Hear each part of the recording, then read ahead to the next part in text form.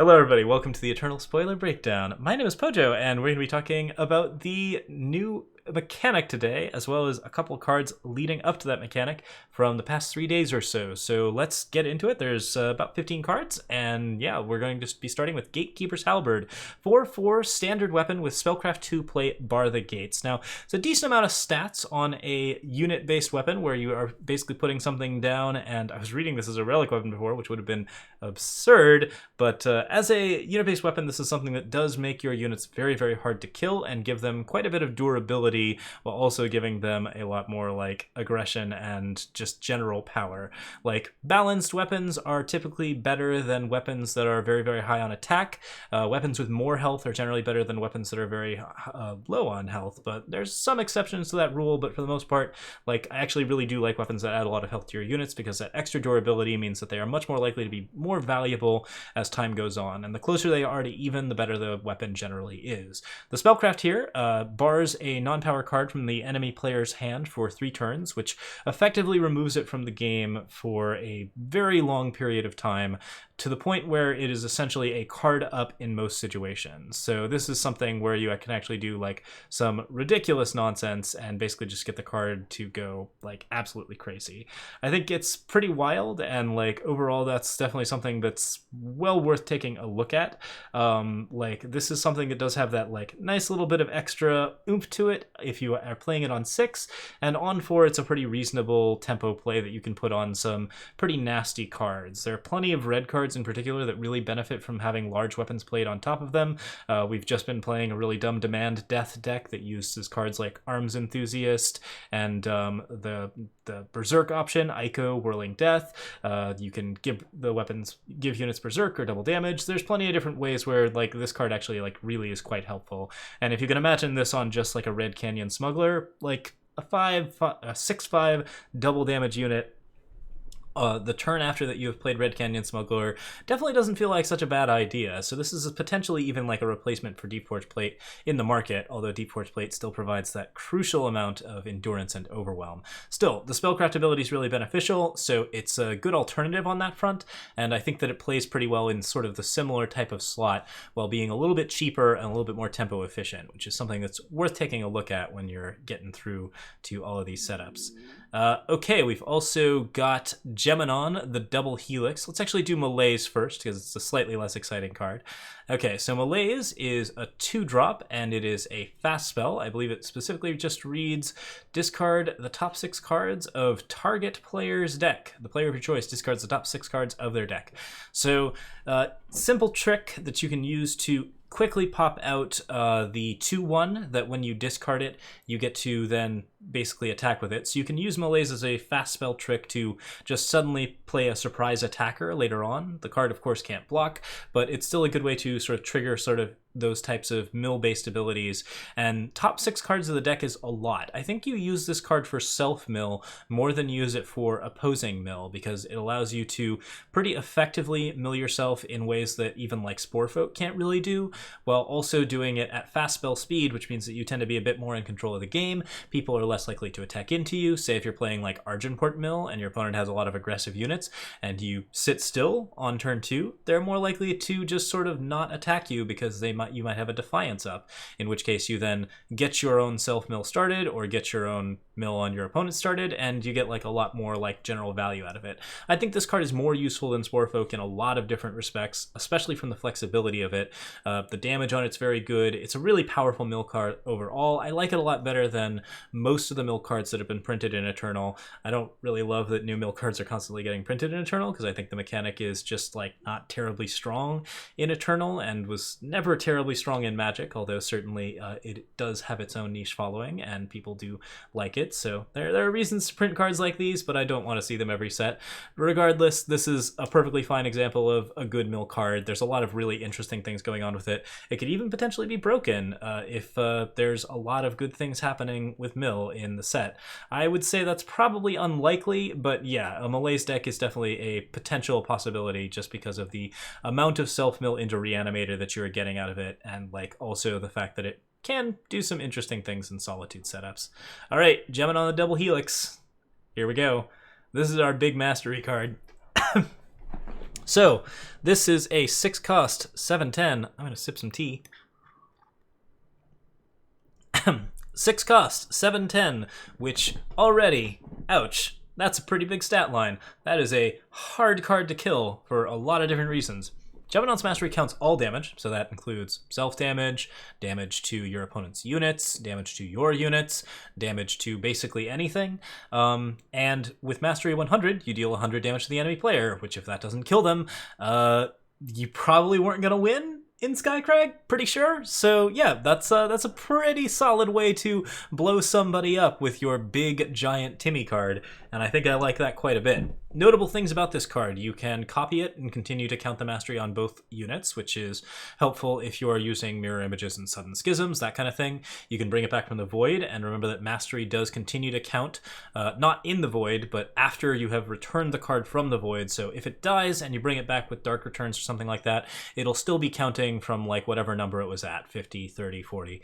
100 is a lot. That's a pretty long timer, especially since Geminon is mostly doing like 7 damage a turn, but that means that Geminon also gets to attack in for a lot of unimpeded damage, because trading is much worse and typically leads to that card getting to Mastery 100 a lot faster.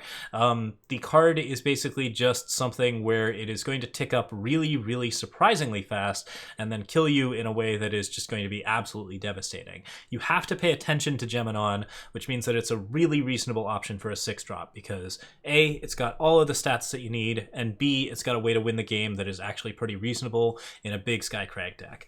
I think this card's really interesting. I think it's actually decently powerful. It is slow. It doesn't have a lot of onboard impact, but the stat line more than makes up for it. This card is just a beater that trades really, really well, and there are a lot of ways to make a lot of damage happen in a very short period of time. Hailstorm will trigger on a ridiculous pile of units. Like a Hailstorm for a full board is, let's see here, 24 times 3, that's going to be about, like 70 to 80 points of damage. Not quite 90 points of damage, but you're getting closer there. So yeah, you got a decent amount of extra just off of like any type of lightning storm effects or any type of like sweeper effects.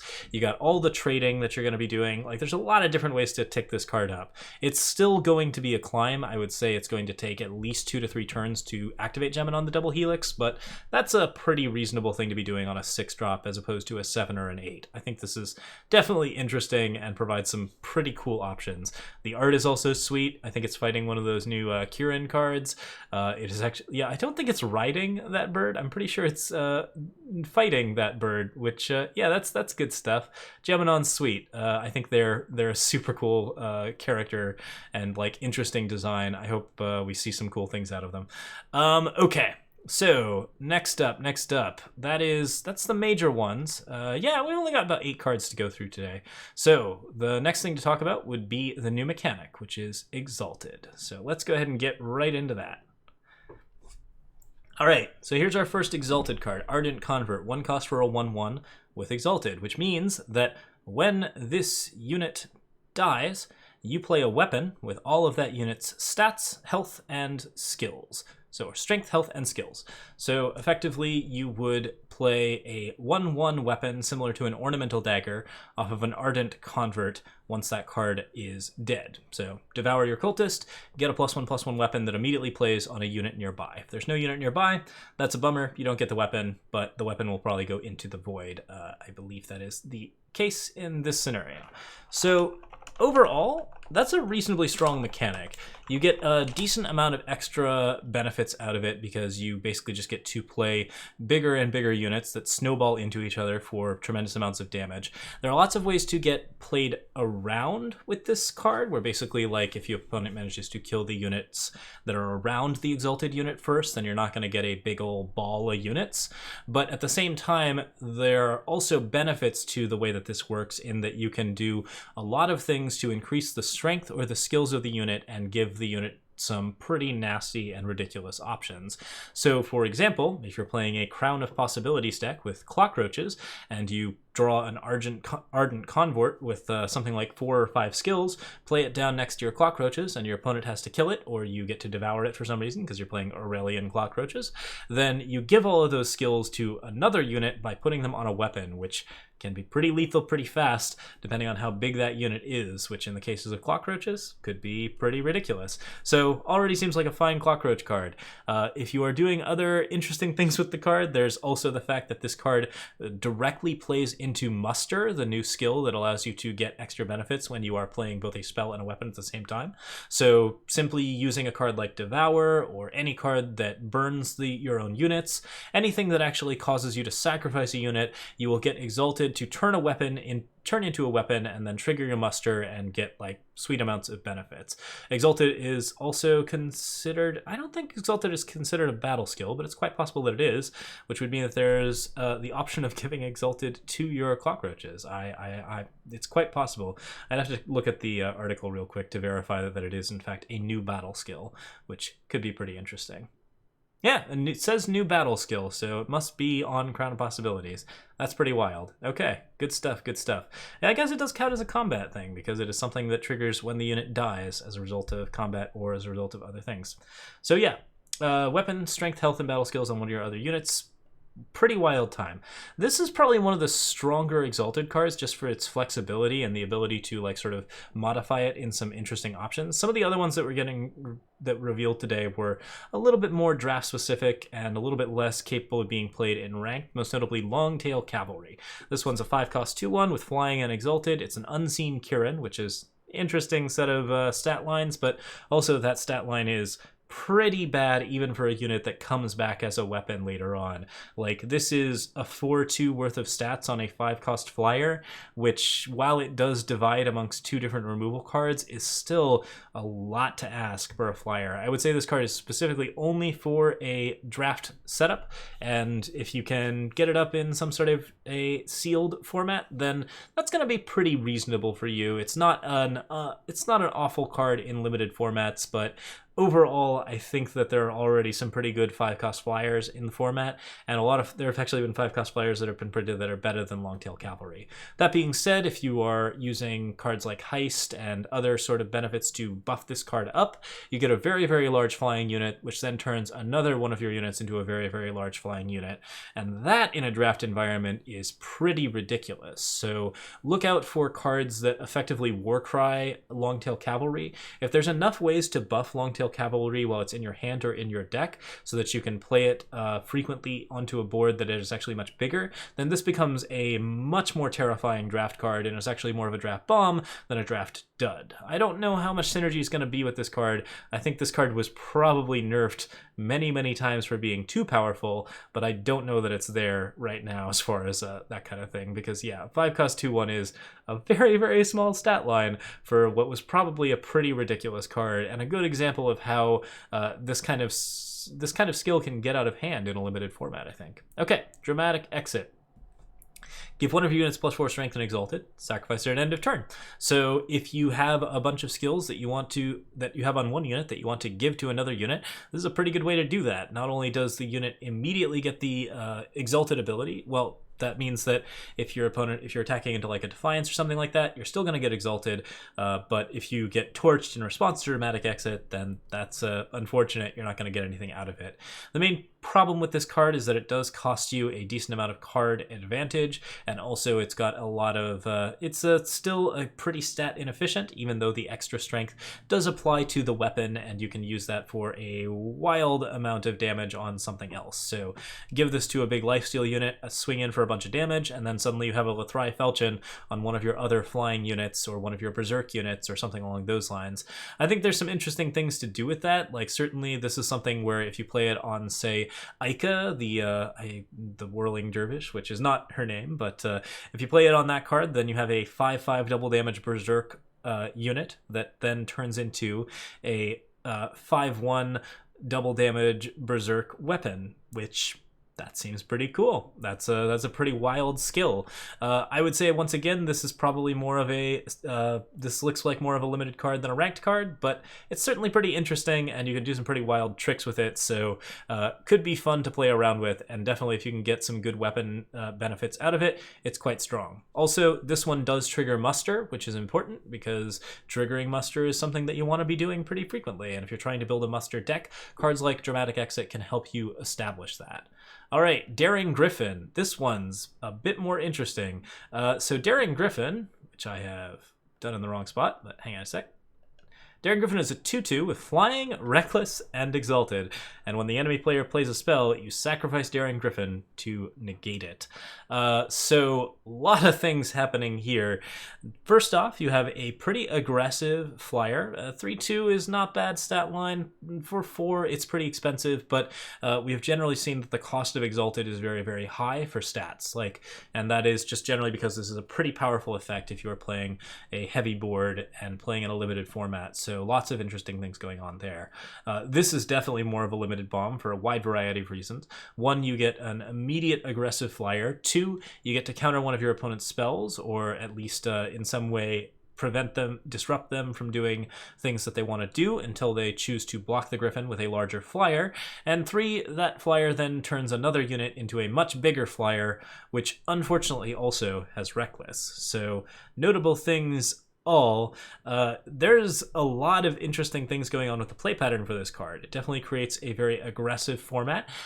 Your opponent is going to be able to get rid of Daring Griffin very, very quickly, but the problem with that is that if they don't have a good way of dealing with the weapon that Daring Griffin is generating, then they're going to have a lot more issues getting rid of the unit that Daring Griffin gets put on, which is really important because the standard strategy of destroying the non-exalted unit first does not work with Daring Griffin because Daring Griffin will counter the spell that is supposed to target that unit. So Daring Griffin always dies first, and then it gives something else Flying, Reckless, and its ability. So yeah, it's pretty crazy nonsense. You can definitely do some wild things with that. And this is a pretty crazy limited card that also has some potential for ranked, I would say. The ability to counter spells on units is starting to become a more common keyword, and it's quite possible that we can play a bunch of these cards and really mess with these kinds of removal formats and set up some interesting and unusual benefits as a result. Stat line's still a little bit weak, but nonetheless, it's definitely got some good things going on, and yeah, that Exalted skill in there really makes you think about what kind of options you can play around with. Certainly this is going to be going very, very strong with any kind of Warcry effects. Okay. That leads us to our last card of the night, Carvet Solar Dragon.